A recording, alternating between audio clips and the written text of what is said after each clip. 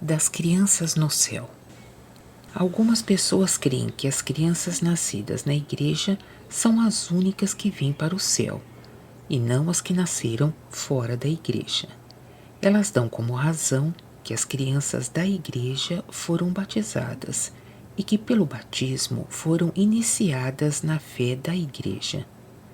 Mas essas pessoas não sabem que ninguém recebe o céu ou a fé pelo batismo, porque o batismo é simplesmente um sinal e um memorial que o homem deve ser regenerado e que toda pessoa que nasceu na igreja pode ser regenerada, porque nela há a palavra onde estão as divinas verdades, pelas quais se faz a regeneração, e porque o Senhor que opera a regeneração é nela conhecido. Saiba-se, pois, que toda criança, em qualquer lugar que nasça, quer dentro, quer fora da igreja, quer de pais pios ou de pais ímpios, é, quando morre, recebida pelo Senhor. E no céu é educada e instruída segundo a ordem divina, e imbuída das afeições do bem e por elas dos conhecimentos da verdade. E depois, à proporção que se aperfeiçoa em inteligência e em sabedoria, é introduzida no céu e se torna anjo.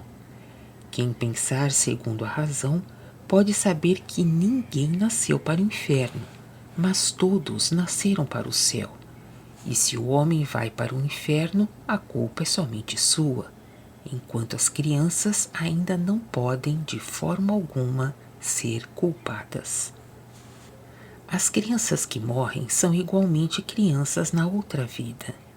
Elas têm o mesmo gênio infantil, a mesma inocência da ignorância, a mesma ternura em tudo. Elas estão apenas em uma aprendizagem para que possam vir a ser anjos, pois as crianças não são anjos, mas se tornam anjos.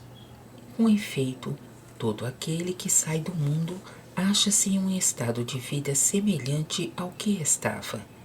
A criança no estado de criança, o menino no estado de menino, o adolescente, o jovem até a maturidade, o velho. Todos nos seus respectivos estados de adolescência, juventude, maturidade e velhice. Mas o estado de cada um é mudado depois. Contudo, o estado das crianças se avantaja ao estado dos outros, porque se acham na inocência, e porque o mal que provém de uma vida ativa ainda não tomou raízes nelas. Ora, tal é a inocência que todas as coisas do céu podem ser nela implantadas, pois a inocência é o receptáculo da verdade da fé e do bem do amor. O estado das crianças na outra vida é muito superior ao estado das crianças no mundo, porque não estão investidas de um corpo terrestre, mas de um corpo semelhante ao dos anjos. O corpo terrestre é em si mesmo pesado. Não é do interior ou do mundo espiritual que ele recebe as primeiras sensações e os primeiros movimentos, mas é do exterior ou do mundo natural. Por isso, as crianças do mundo devem aprender a andar, a fazer gestos e a falar. Ainda mais, os seus sentidos, como a vista e o ouvido, devem abrir-se pelo uso. Não sucede o mesmo às crianças na outra vida. Como são espíritos, elas agem logo, segundo o seu interior. Andam sem que o uso lhes ensine, falam do mesmo modo, mas primeiramente segundo afeições comuns, não ainda distintas em ideias de pensamentos. Logo depois, porém, elas são iniciadas também nas ideias, porque os seus exteriores são homogêneos com os seus interiores. Que a linguagem dos anjos procede de afeições diversas pelas ideias do pensamento, de sorte que a sua linguagem, se torna absolutamente conforme aos pensamentos provenientes da afeição, é o que se vê acima, números 234 a 245. Logo que as crianças são ressuscitadas, o que sucede imediatamente depois da sua morte, elas são arrebatadas ao céu e dadas a anjos do sexo feminino que, na vida de seu corpo, amaram ternamente as crianças e, ao mesmo tempo, amaram a Deus. Como no mundo elas amaram a todas as crianças com uma ternura de algum modo maternal, elas recebem-nas como suas. E as crianças também, pela índole implantada nelas, amam-nas como suas mães. Cada uma tem consigo tantas crianças quanto deseja, segundo o seu estorge, amor de progenitora espiritual. Esse céu aparece na frente, diante da testa, diretamente na linha ou raio pelo qual os anjos olham o Senhor. Aí está situado esse céu, porque todas as crianças estão sob o auspício imediato do Senhor. O céu da inocência, que é o terceiro céu, influi também nas crianças. As crianças são de diversas índoles. Umas têm a índole dos anjos espirituais, outras a índole dos anjos celestes.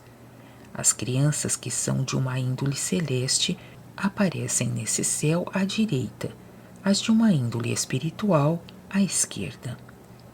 Todas as crianças no máximo homem, que é o céu, estão na província dos olhos. Na província do olho esquerdo, as que são de uma índole espiritual, e na província do olho direito, as que são de uma índole celeste. E assim é porque o Senhor aparece aos anjos que estão no reino espiritual diante do olho esquerdo, e aos anjos que estão no reino celeste diante do olho direito. Ver número 118. Pelo fato de estarem as crianças, no máximo homem, na província dos olhos, é evidente que as crianças estão sob a vista e sob o auspício imediato do Senhor. Dir-se-á em poucas palavras como as crianças são educadas. Por sua educadora, elas aprendem a falar. A sua primeira linguagem é apenas um som de afeição que se torna gradualmente mais distinto, à proporção que as ideias do pensamento entram nela, porque as ideias do pensamento, provenientes das afeições, constituem toda a linguagem angélica. Ver o artigo a esse respeito, números 234 a 245. Em suas afeições, que procedem todas da inocência, são primeiramente insinuadas coisas que aparecem diante dos olhos e que são agradáveis. E como estas coisas são de origem espiritual, nelas influem ao mesmo tempo coisas pertencentes ao céu, pelas quais os seus interiores são abertos, e assim cada dia elas são aperfeiçoadas. Depois de passarem esta primeira idade, elas são transferidas para um outro céu, onde são instruídas por mestres e assim sucessivamente. As crianças são instruídas principalmente por meio de representativos adequados ao seu gênio, e ninguém seria capaz de crer quanto esses representativos são belos e ao mesmo tempo repletos de uma sabedoria vinda do interior. É assim que gradualmente lhes é insinuada a inteligência que tira a sua alma do bem. Descreverei aqui 2 representativos que me foram concedidos ver. Por eles se poderá julgar os outros. Eles representavam primeiro o Senhor subindo fora da sepultura e ao mesmo tempo a união de seu humano com o seu divino, o que se fazia de um modo tão sábio que excedia toda a sabedoria humana, e ao mesmo tempo de um modo inocente e infantil. Eles representavam também a ideia da sepultura, mas não ao mesmo tempo a ideia do Senhor, senão de tal modo afastada que se percebia apenas que era o Senhor de um modo muito remoto. E isto porque a ideia da sepultura encerra alguma coisa de fúnebre, que eles afastavam por este modo. Depois eles introduziam com prudência no sepulcro uma sorte de atmosfera que parecia, todavia, como ligeiramente aquosa, pela qual eles significavam, por meio também de um afastamento conveniente, a vida espiritual no batismo. Vi depois ser representada por eles a descida do Senhor para os que estavam nas prisões e a sua ascensão ao céu com eles, e tudo isso com uma prudência e uma piedade incomparáveis.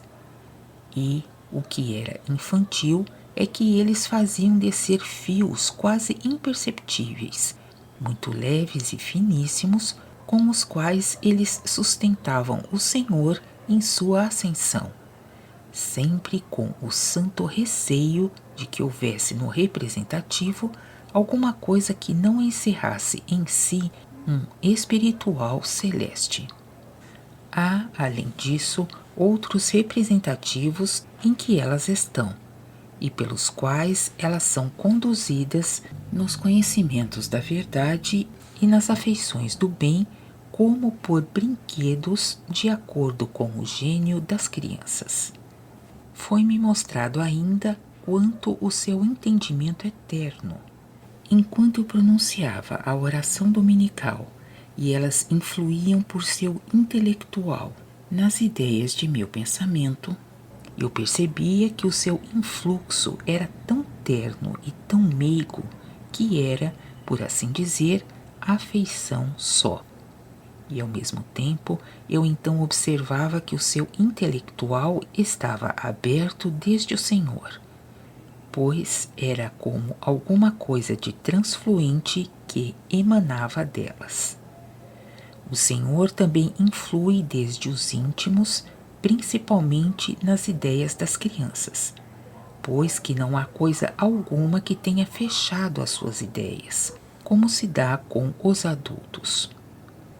Nenhum princípio do falso as impede de compreender a verdade, como também nenhuma vida do mal obsta a que elas recebam o bem e assim cheguem à sabedoria.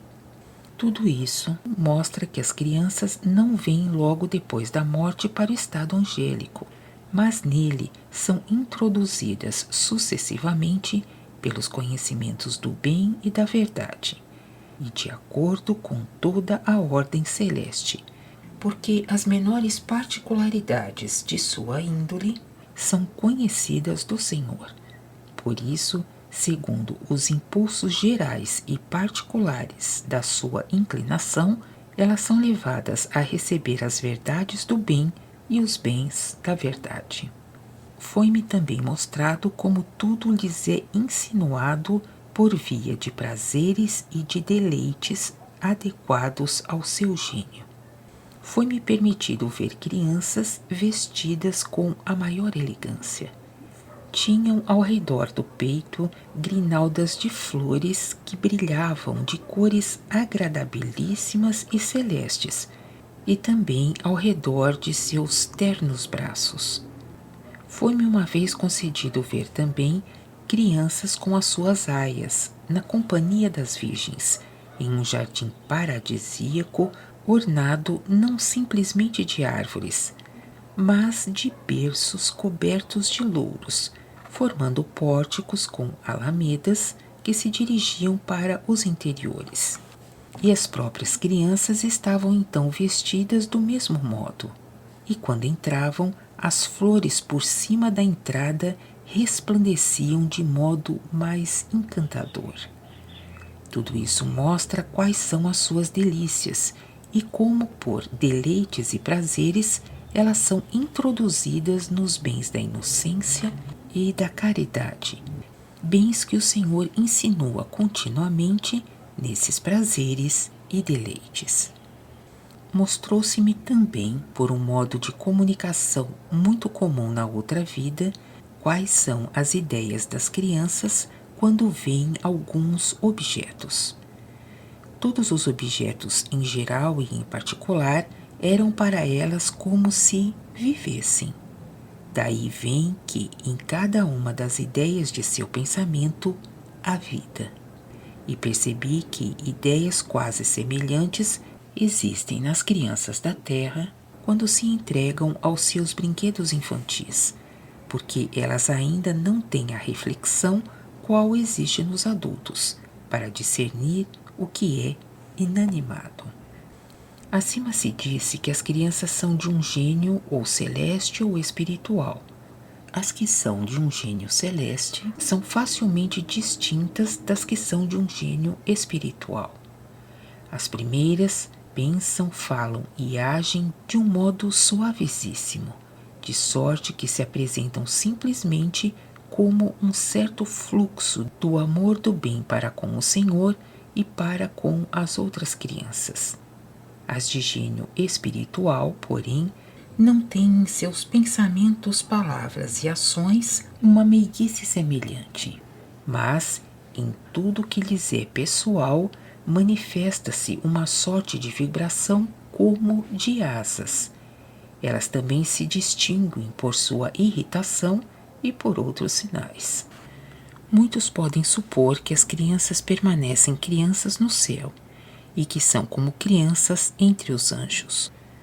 Os que estão na ignorância do que é um anjo puderam confirmar-se nesta opinião por causa das imagens que se veem nos templos, onde os anjos são vistos como crianças. Mas acontece inteiramente diferente.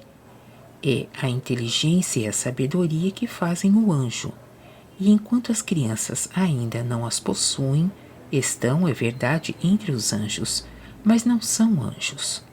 Mas, desde que adquiriram a inteligência e a sabedoria, somente então elas se tornam anjos. E, coisa que me admirou, elas aparecem então não mais como crianças, mas como adultos. A inteligência e a sabedoria trazem isso em si. Se as crianças, à proporção que são aperfeiçoadas em inteligência e em sabedoria, aparecem mais adultas, quais adolescentes e jovens, é porque a inteligência e a sabedoria são o alimento espiritual mesmo, pois as coisas que nutrem as suas mentes nutrem também os seus corpos, e isso segundo a correspondência, porque a forma do corpo é apenas a forma externa dos interiores. Mas é bom saber que as crianças no céu não progridem em idade além da primeira mocidade, e nesta ficam eternamente. Para que eu tivesse plena certeza de que tal sucede, foi-me permitido falar com alguns que tinham sido educados como crianças no céu, e que lá tinham crescido. Com alguns também quando eram crianças e mais tarde com os mesmos quando se tornaram moços. Por eles eu conheci o curso de sua vida desde uma idade até a outra. Que a inocência é o receptáculo de todas as coisas do céu e que assim a inocência das crianças é o plano de todas as afeições do bem e da verdade é o que se mostrou acima, números 276 a 283, sobre a inocência dos anjos no céu. A saber que a inocência consiste em querer ser guiado pelo Senhor e não por si próprio. Que, em consequência, o homem está tanto mais na inocência quanto mais foi afastado de seu próprio. E quanto mais alguém foi afastado de seu próprio, mais está no próprio do Senhor. O próprio do Senhor é o que se chama justiça e mérito do Senhor. Mas a inocência das crianças não é a inocência real, porque ela está ainda sem sabedoria. A inocência real é a sabedoria, porque quanto mais alguém é sábio, mais deseja ser guiado pelo Senhor. Ou, o que é a mesma coisa, quanto mais alguém é guiado pelo Senhor, mais sábio é. As crianças são, pois, conduzidas da inocência externa em que primeiro estão, que se chama inocência da infância, para uma inocência interna, que é a inocência da sabedoria. Esta inocência é o fim de toda a sua instrução e de toda a sua progressão. Por isso, quando chegam à inocência da sabedoria, a inocência da infância, que durante esse tempo lhes servira de plano, lhes é então conjunta. Foi-me representada qual é a inocência das crianças por alguma coisa de lenhoso, quase privada de vida, que é vivificada à proporção que, pelos conhecimentos da verdade e pelas afeições do bem, elas são aperfeiçoadas. E depois me foi representada qual é a inocência real por uma belíssima criança, inteiramente viva e nua. Com efeito, os inocentes mesmos, que estão no céu íntimo e assim muito perto do Senhor, apresentam-se aos olhos dos outros anjos como crianças e até nuas, porque a inocência é representada por uma nudez de que não se peja, como se lê a respeito do primeiro homem e de sua esposa no paraíso. Gênesis capítulo 2, versículo 25. Por isso também é que, desde o momento em que seu estado de inocência se perdeu, eles coraram de sua nudez e se esconderam. Gênesis capítulo 3, versículos 7, 10 e 11. Em uma palavra, quanto mais os anjos são sábios, mais são inocentes. E quanto mais são inocentes, mais aparecem como crianças. É daí que a infância na palavra significa a inocência. Ver número 278. Falando com os anjos a respeito das crianças, perguntei-lhes se elas são puras dos males, pelo fato de que nelas não houve mal ativo como nos adultos. Mas foi-me respondido que as crianças estão igualmente no mal, e até elas mesmas não são outra coisa senão mal, mas são, assim como todos os anjos, desviadas do mal e mantidas no bem pelo Senhor, porém de modo que lhes pareça como se estivessem por si próprias no bem. É até por isso que as crianças, depois que se tornam adultas no céu, para que não tenham sobre si próprias a falsa opinião que o bem que está nelas vem delas mesmas e não do Senhor, são às vezes repostas em seus males que receberam do hereditário e neles são deixadas até que saibam, reconheçam e creiam que a coisa se passa assim. Um espírito que falecera criança, mas tinha crescido no céu, tinha uma opinião semelhante. Fora filho de um rei. Ele foi reposto na vida dos males que era inata nele, e então eu percebi, pela sua esfera de vida, que ele era inclinado a mandar nos outros, e considerava como coisa nenhuma os adultérios. Eram esses os males que ele recebera de seus pais pelo hereditário. Mas, depois que ele reconheceu que era tal, foi novamente recebido entre os anjos com os quais tinha estado antes. Na outra vida, o homem nunca é punido por um mal hereditário, porque este mal não lhe pertence, e por isso ele não é culpado por ser tal, mas é punido pelo mal ativo que lhe pertence, e por conseguinte, por tudo que ele se apropriou de mal hereditário pela vida ativa. Se as crianças, uma vez adultas, são repostas no estado de seu mal hereditário, não é para que sejam punidas, mas para que saibam que, por si próprias, são só o mal, e que do inferno que está nelas, são arrebatadas ao céu pela misericórdia do Senhor, e que estão no céu não por um merecimento que lhes pertença, mas pelo Senhor.